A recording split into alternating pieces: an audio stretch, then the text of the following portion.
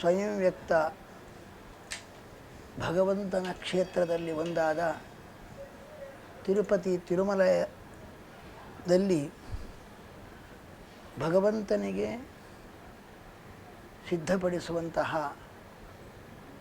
ಲಡ್ಡು ಪ್ರಸಾದದಲ್ಲಿ ಅತ್ಯಂತ ಅಪವಿತ್ರವಾದಂತಹ ಅಂಶಗಳನ್ನು ಸೇರಿಸಿ ಅದನ್ನು ಭಗವಂತನ ಮೇಲೆ ಮಾಡಿ ಜನರಿಗೆ ಕೊಡತಕ್ಕಂತಹ ಒಂದು ಆಘಾತಕಾರಿಯಾದ ಸುದ್ದಿಯನ್ನು ಕೇಳಿ ನಮಗೆ ತುಂಬ ಬೇಸರವಾಗಿದೆ. ಯಾವ ಭಗವಂತನ ಪ್ರಸಾದ ಸ್ವೀಕರಿಸಿದರೆ ನಮ್ಮ ಮನಸ್ಸು ಶುದ್ಧವಾಗ್ತದೆ ಎಂಬ ದೃಢವಾದ ನಂಬಿಕೆಯಿಂದ ನಾವೆಲ್ಲ ಭಗವಂತನ ಪ್ರಸಾದವನ್ನು ಮನಃಶುದ್ಧಿ ಆಗ್ತದೆ ಅಂತ.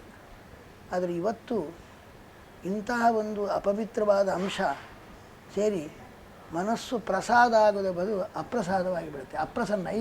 ಈ ಪ್ರಸಾದ ಅಪ್ರಸಾದವಾಗಿದೆ. ಅದರಿಂದಾಗಿ ಮನಸ್ಸಿನಲ್ಲಿ ಪ್ರಸಾದವೇ ಇಲ್ಲ. ಸಂಸ್ಕೃತದಲ್ಲಿ ಪ್ರಸಾದ ಅಂದರೆ ಶುದ್ಧತೆಯೇ ಇಲ್ಲಂತಾಗಿದೆ.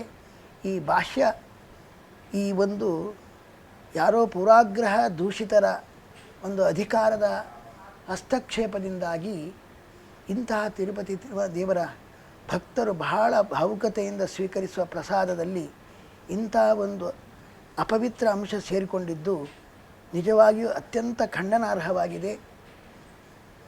ಬೇರೆ ಆದ್ದರಿಂದಾಗಿ ಒಟ್ಟಿಗೆ ವಿಷಯ ಏನಂದರೆ, ಯಾವುದೇ ಒಂದು ರಾಜಕೀಯ ಪಕ್ಷವಾಗಲಿ ಅದು ಅಧಿಕಾರಕ್ಕೆ ಬಂದಾಗ ಅದರ ಹಸ್ತಕ್ಷೇಪ ಹಿಂದೂ ಧರ್ಮ ದೇವಾಲಯದಲ್ಲಿ ಇರಲೇಬಾರದು. ಅದನ್ನು ಅಲ್ಲಿ ಹೇಗೆ ವ್ಯವಸ್ಥೆ ಆ ಪ್ರಸಾದ ವಿಷಯದಲ್ಲಿ ಆಗಲಿ ಬೇರೆ ವಿಷಯದಲ್ಲಿ ಆಗಲಿ ಯಾವ ರಾಜಕೀಯ ಪಕ್ಷದ ಹಸ್ತಕ್ಷೇಪವೂ ಇರಬಾರ್ದು. ಅದಕ್ಕೆ ಒಂದು ಪ್ರತ್ಯೇಕ ವ್ಯವಸ್ಥೆ ಇದೆ. ಯಾಕೆಂದರೆ ಪೀಠಾಧಿಪತಿಗಳಿದ್ದಾರೆ, ಸಾಧು ಸಂತರಿದ್ದಾರೆ. ಅವರ ಒಂದು ಸರ್ವಸಮ್ಮತವಾದ ನಿಯಮ ಏನಿದೆ, ಹಿಂದೂ ಒಂದು ಪೂಜಾ ಭಾವನೆಗೆ ಧಕ್ಕೆ ಬಾರದಿದ್ದ ರೀತಿಯಲ್ಲಿ ಒಳ್ಳೆ ರೀತಿಯಲ್ಲಿ ಅದು ನಡೀಬೇಕು. ಇದಕ್ಕೆ ಹಸ್ತಕ್ಷೇಪ ರಾಜಕೀಯ ಪಕ್ಷದಲ್ಲಿ ಇರಬಾರ್ದು. ಸಾಧು ಸಂತರಿದ್ದಾರೆ. ಬೇರೆ ಅನ್ಯ ಮತೀಯ ಸಂಸ್ಥೆಯಲ್ಲಿ ಹಿಂದೂ ಧರ್ಮೀಯರು ಯಾರೂ ಅಧಿಕಾರಿಗಳಲ್ಲಿ ಹಸ್ತಕ್ಷೇಪ ಮಾಡುವುದಿಲ್ಲ. ಆದರೆ ಹಿಂದೂ ಧರ್ಮದ ಈ ಒಂದು ಸಂಸ್ಥಾನದಲ್ಲಿ ಮಾತ್ರ ಅನ್ಯರನ್ನೆಲ್ಲ ಇಲ್ಲಿ ಅವರ ಅಧಿಕಾರ ಇಲ್ಲಿ ಚಲಾಯಿಸ್ತಾರೆ. ಈ ಒಂದು ಪಕ್ಷಪಾತ ಧೋರಣೆ ಸರ್ವಾತ್ಮನ ಸಮಂಜಸವಲ್ಲ.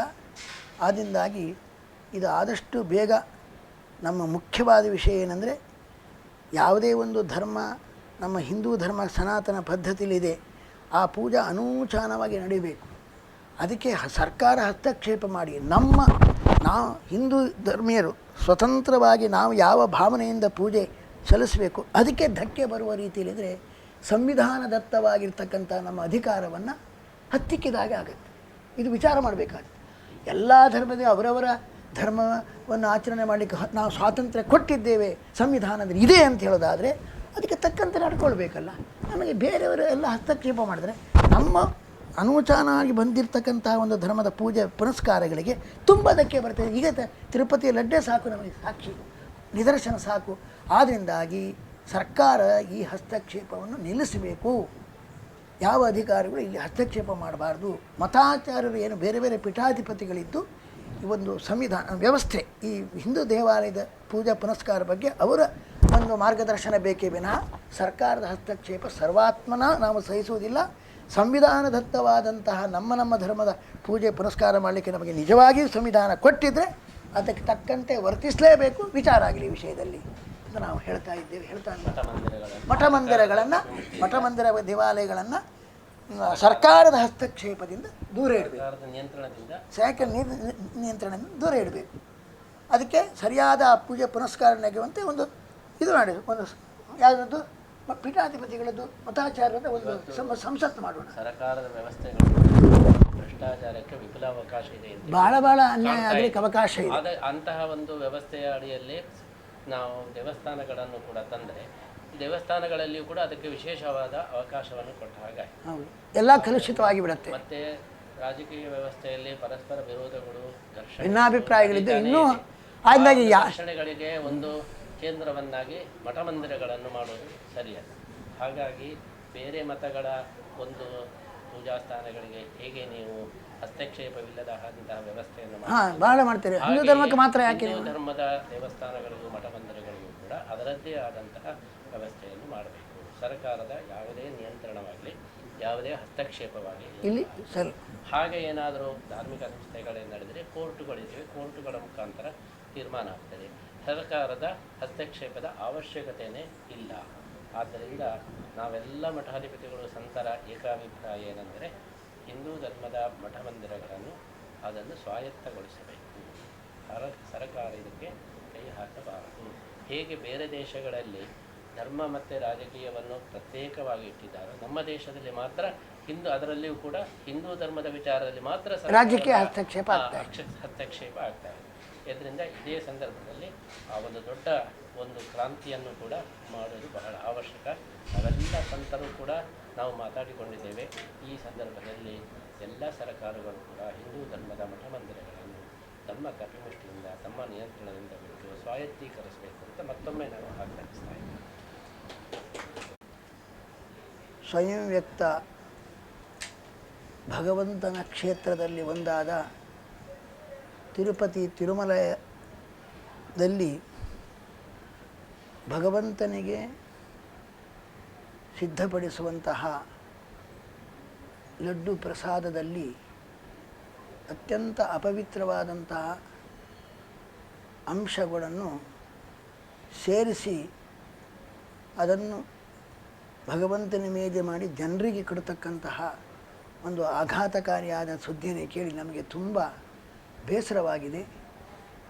ಯಾವ ಭಗವಂತನ ಪ್ರಸಾದ ಸ್ವೀಕರಿಸಿದರೆ ನಮ್ಮ ಮನಸ್ಸು ಶುದ್ಧವಾಗ್ತದೆ ಎಂಬ ದೃಢವಾದ ನಂಬಿಕೆಯಿಂದ ನಾವೆಲ್ಲ ಭಗವಂತನ ಪ್ರಸಾದವನ್ನು ಮನಃಶುದ್ಧಿ ಆಗ್ತದೆ ಅಂತ. ಆದರೆ ಇವತ್ತು ಇಂತಹ ಒಂದು ಅಪವಿತ್ರವಾದ ಅಂಶ ಸೇರಿ ಮನಸ್ಸು ಪ್ರಸಾದ ಆಗೋದ ಬದಲು ಅಪ್ರಸಾದವಾಗಿ ಬಿಡುತ್ತೆ. ಈ ಪ್ರಸಾದ ಅಪ್ರಸಾದವಾಗಿದೆ. ಆದ್ದರಿಂದಾಗಿ ಮನಸ್ಸಿನಲ್ಲಿ ಪ್ರಸಾದವೇ ಇಲ್ಲ. ಸಂಸ್ಕೃತದಲ್ಲಿ ಪ್ರಸಾದ ಅಂದರೆ ಶುದ್ಧತೆಯೇ ಇಲ್ಲಂತಾಗಿದೆ.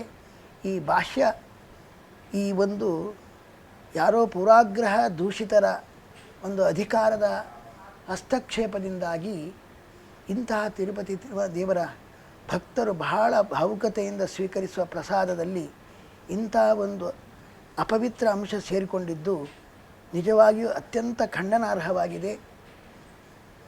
ಬೇರೆ ಆದ್ದರಿಂದಾಗಿ ಒಟ್ಟಿಗೆ ವಿಷಯ ಏನಂದರೆ, ಯಾವುದೇ ಒಂದು ರಾಜಕೀಯ ಪಕ್ಷವಾಗಲಿ ಅದು ಅಧಿಕಾರಕ್ಕೆ ಬಂದಾಗ ಅದರ ಹಸ್ತಕ್ಷೇಪ ಹಿಂದೂ ಧರ್ಮ ದೇವಾಲಯದಲ್ಲಿ ಇರಲೇಬಾರದು. ಅದನ್ನು ಅಲ್ಲಿ ಹೇಗೆ ವ್ಯವಸ್ಥೆ ಆ ಪ್ರಸಾದ ವಿಷಯದಲ್ಲಿ ಆಗಲಿ ಬೇರೆ ವಿಷಯದಲ್ಲಿ ಆಗಲಿ ಯಾವ ರಾಜಕೀಯ ಪಕ್ಷದ ಹಸ್ತಕ್ಷೇಪವೂ ಇರಬಾರ್ದು. ಅದಕ್ಕೆ ಒಂದು ಪ್ರತ್ಯೇಕ ವ್ಯವಸ್ಥೆ ಇದೆ. ಯಾಕೆಂದರೆ ಪೀಠಾಧಿಪತಿಗಳಿದ್ದಾರೆ, ಸಾಧು ಸಂತರಿದ್ದಾರೆ. ಅವರ ಒಂದು ಸರ್ವಸಮ್ಮತವಾದ ನಿಯಮ ಏನಿದೆ, ಹಿಂದೂ ಒಂದು ಪೂಜಾ ಭಾವನೆಗೆ ಧಕ್ಕೆ ಬಾರದಿದ್ದ ರೀತಿಯಲ್ಲಿ ಒಳ್ಳೆ ರೀತಿಯಲ್ಲಿ ಅದು ನಡೀಬೇಕು. ಇದಕ್ಕೆ ಹಸ್ತಕ್ಷೇಪ ರಾಜಕೀಯ ಪಕ್ಷದಲ್ಲಿ ಇರಬಾರ್ದು. ಸಾಧು ಸಂತರಿದ್ದಾರೆ, ಬೇರೆ ಅನ್ಯ ಮತೀಯ ಸಂಸ್ಥೆಯಲ್ಲಿ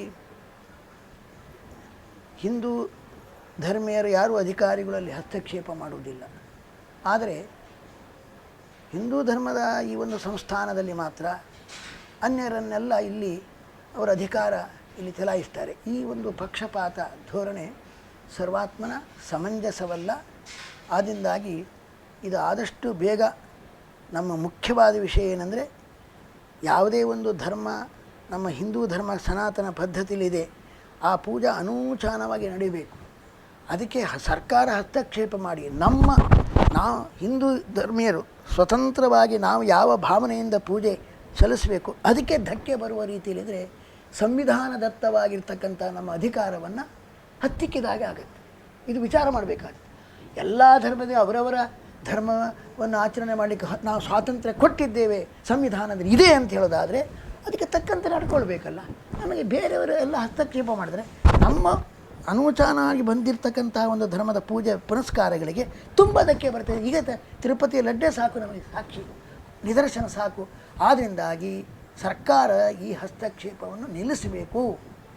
ಯಾವ ಅಧಿಕಾರಿಗಳು ಇಲ್ಲಿ ಹಸ್ತಕ್ಷೇಪ ಮಾಡಬಾರ್ದು.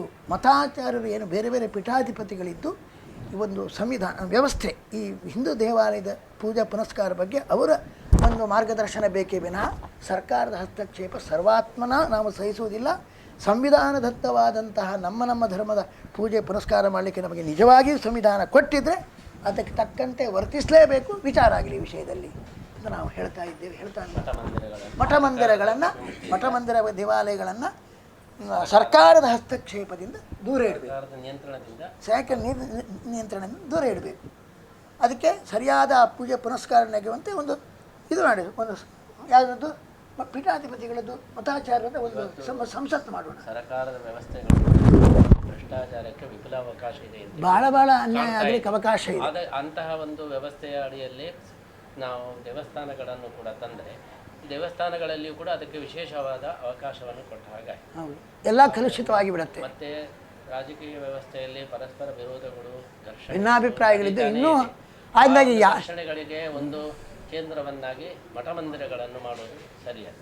ಹಾಗಾಗಿ ಬೇರೆ ಮತಗಳ ಒಂದು ಪೂಜಾ ಸ್ಥಾನಗಳಿಗೆ ಹೇಗೆ ನೀವು ಹಸ್ತಕ್ಷೇಪವಿಲ್ಲದ ಅಂತಹ ವ್ಯವಸ್ಥೆಯನ್ನು ಮಾಡ್ತೀರಿ, ಹಿಂದೂ ಧರ್ಮಕ್ಕೆ ಮಾತ್ರ ಯಾಕೆ? ಹಿಂದೂ ಧರ್ಮದ ದೇವಸ್ಥಾನಗಳಿಗೂ ಮಠ ಮಂದಿರಗಳಿಗೂ ಕೂಡ ಅದರದ್ದೇ ಆದಂತಹ ವ್ಯವಸ್ಥೆಯನ್ನು ಮಾಡಬೇಕು. ಸರ್ಕಾರದ ಯಾವುದೇ ನಿಯಂತ್ರಣವಾಗಲಿ ಯಾವುದೇ ಹಸ್ತಕ್ಷೇಪವಾಗಲಿ ಇಲ್ಲಿ ಸರಿ.